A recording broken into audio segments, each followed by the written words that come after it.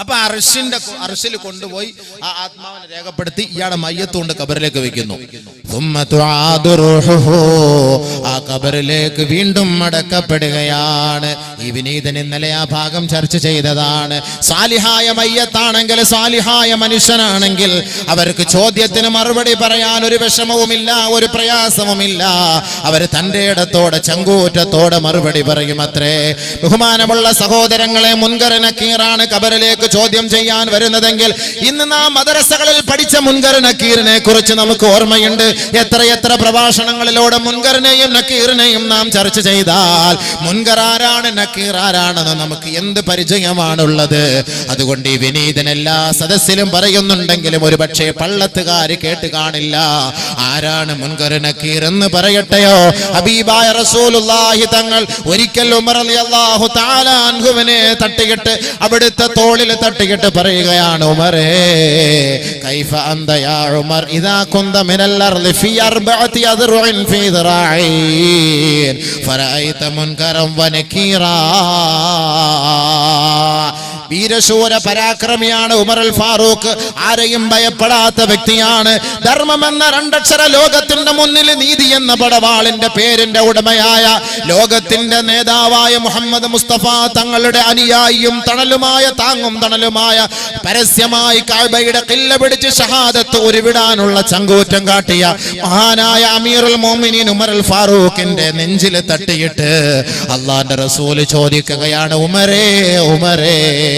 ഒരിക്കൽ സുബഹി നമസ്കാരത്തിന് അല്ലാഹുവിന്റെ റസൂൽ നേതൃത്വം നൽകിയ ആ മദീന പള്ളിയുടെ ഉമ്മറപ്പടിയിൽ ചാരിയിരുന്നിട്ട് ബഹുമാനപ്പെട്ട ഉമറിനെ മെല്ലെ അടുത്ത് വിളിച്ചിട്ട് പറയുകയാണ്, ഉമറേ നീ മരണപ്പെട്ടാൽ 6 അടി മണ്ണിലേക്ക് നിന്നെ മയ്യത്ത് കൊണ്ട് വെക്കപ്പെടുമ്പോ, 4 ഖബറിനകത്തേക്ക് നിന്റെ മയ്യത്ത് കൊണ്ട് വെക്കപ്പെടുമ്പോ, ഇന്നലെ ഖബറിനെ കുറിച്ച് ഇവിടെ ചർച്ച ചെയ്തപ്പോ നമ്മുടെ നാട്ടിലെ സഹോദരിമാർക്ക് ഖബറൊന്ന് കാണണം എന്നൊരു ബൂതി ഉണ്ടായെങ്കിൽ ഇന്ന് ആ ഖബർ കുഴിച്ചിട്ടുണ്ട്. ആ ഖബർ കണ്ട എത്ര സഹോദരിമാരാണ്. ഈ ഹദീസ് ഒന്ന് കേൾക്കണേ, അയവിറക്കണേ. ആ ഖബറിലേക്കൊന്ന് നോക്കിക്കോ. അല്ലാഹുവിന്റെ റസൂൽ മദീന പള്ളിയുടെ ഉമ്മറപ്പടിയിൽ വെച്ച് ഉമറിനോട് പറയുകയാണ്, ഉമറേ 4-2 അല്ലെങ്കിൽ 6-2 ഖബറിനകത്തേക്ക് നിന്റെ മയ്യത്ത് കൊണ്ട് വെക്കുമ്പോ ഫറഅയ്ത മുൻകറൻ വനകീറാ, മുൻകറിനെയും നക്കീറിനെയും നീ കാണുമ്പോ കൈഫ അന്ത യാ ഉമർ, ഉമറേ നിന്റെ അവസ്ഥ എന്തായിരിക്കുമെന്ന് അല്ലാഹുവിന്റെ റസൂൽ ചോദിക്കുകയാ. ഉടനെ ഉമർ ഫാറൂഖ് പറയുകയാണ്, വമാ മുൻകറും വനകീറുൻ യാ റസൂലല്ലാഹ്. പരിശുദ്ധ പ്രവാചകന്റെ തണലാണ്, അല്ലാഹുവിന്റെ റസൂലിന്റെ വലം കൈയാണ്, അല്ലാഹുവിന്റെ റസൂലിന്റെ എല്ലാമായ ഉമർ അൽ ഫാറൂഖ് റളിയല്ലാഹു തആല അൻഹുവിനോട് ഉമർ റളിയല്ലാഹു അൻഹുവിന്റെ നെഞ്ചിൽ തട്ടിയിട്ട് ആരാണ് മുൻകർ നക്കീർ എന്ന് നബി തങ്ങൾ പരിചയപ്പെടുത്തി കൊടുക്കുകയാണ്. ഇന്ന് മദ്രസകളിൽ പഠിക്കുമ്പോൾ മുൻകറിനെയും നക്കീറിനെയും കുറിച്ച് പഠിക്കുന്നവരാണ്. ആ ഖായിദ മടക്കി വെച്ചിട്ട് വർഷങ്ങളായി 6-ാമത്തെ വയസ്സിൽ മദ്രസയിൽ പോയി മുൻകറിനെ കുറിച്ച് നക്കീറിനെ കുറിച്ചും കേട്ടവരാണ്. ഇന്നേ വരെ മുൻകർ ആരാ നക്കീർ ആരാന്ന് നമുക്കൊരു ബോധവും ഉണ്ടായിട്ടില്ല.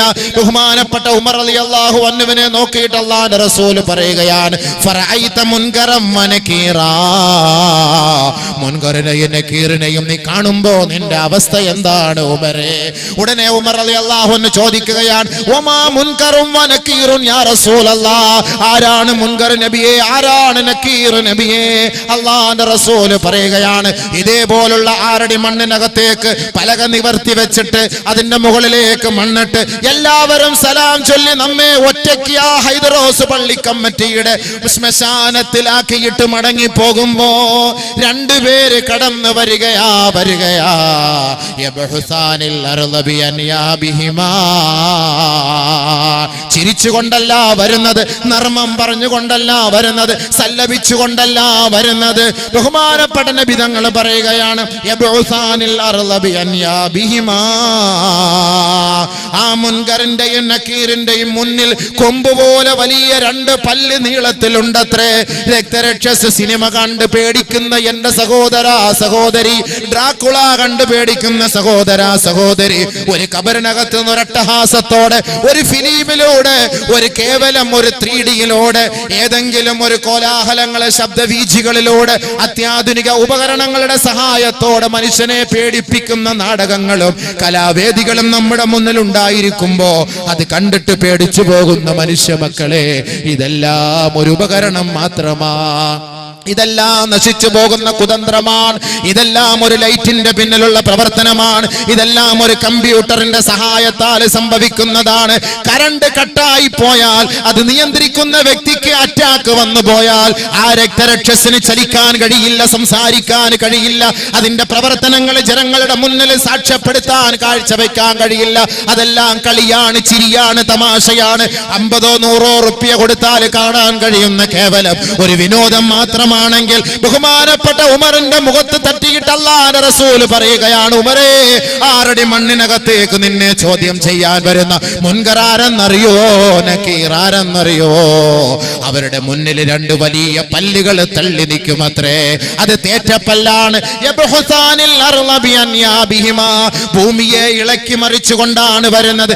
എത്ര വലിയ പർവ്വത സാനുക്കളും നിമിഷ നേരം കൊണ്ട് പൊക്ലൈനിലൂടെയും JCB-യിലൂടെയും തകർത്ത് തരിപ്പണമാക്കാനുള്ള അത്യാധുനിക ഉപകരണങ്ങൾ 21ാം നൂറ്റാണ്ടിൽ കണ്ടുപിടിക്കുകയും ആ സായം സന്ധ്യയിൽ നാം അതിന് സാക്ഷ്യം വഹിക്കുകയും ചെയ്യുന്നവരാണെങ്കിൽ ഇതെല്ലാം യന്ത്രങ്ങൾ മാത്രമാണ്, മനുഷ്യന്റെ പ്രവർത്തനം കൊണ്ട് സംഭവിക്കുന്ന കാര്യങ്ങളാണ്.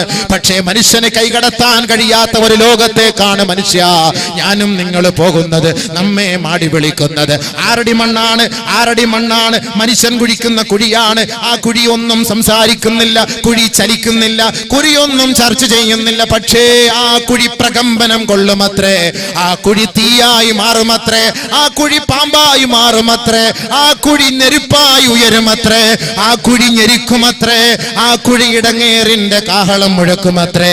ഇതെപ്പോഴാണ് സംഭവിക്കുക എന്നറിയോ? മനുഷ്യ, 6 അടി മണ്ണിനകത്ത് നിന്റെ സഹോദരനെ കൊണ്ട് കിടത്തിയിട്ട് ആ കബറിന്റെ മുകളിൽ മണ്ണ് വാരിയിട്ട് 6 അടി മണ്ണിന്റെ പരിസരത്ത് നിന്ന് 7 ചുവട്ടടി നീ പിറകോട്ട് മാറേണ്ട താമസം. ഭൂമിയെ ഇളക്കി മറിച്ചുകൊണ്ടതാ 2 പേര് കടന്നു വരികയാ. വെറുതെയല്ല.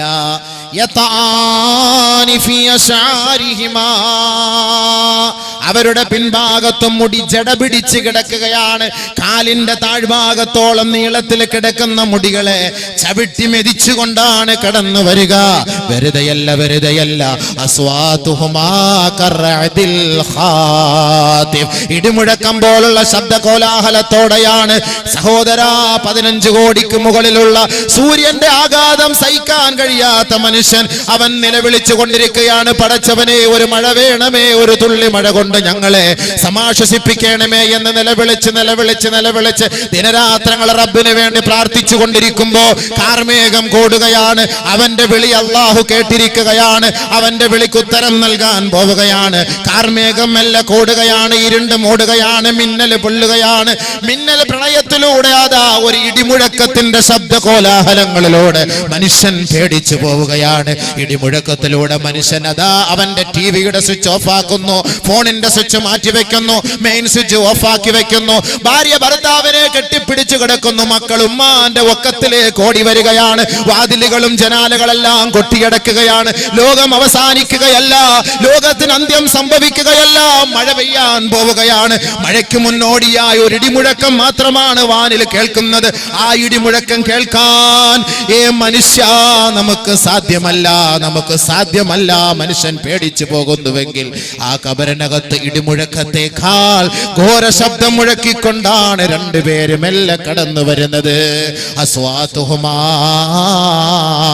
കറഅദിൽ ഖാതിഫ്. ഇടിമുഴക്കം പോലുള്ള ശബ്ദ കോലാഹലങ്ങളോടെ 2 പേര് കടന്നു വരികയാണ്. അബ്സാറുഹുമാ കൽബർഖിൽ ഖാസിഫ്. മിന്നൽ പോലുള്ള പ്രകാശമാണ് അവരുടെ കണ്ണിന്റെ ഇമകളിലൂടെ ഗർജിച്ച് നിർഗളിച്ചു കൊണ്ടിരിക്കുന്നത്.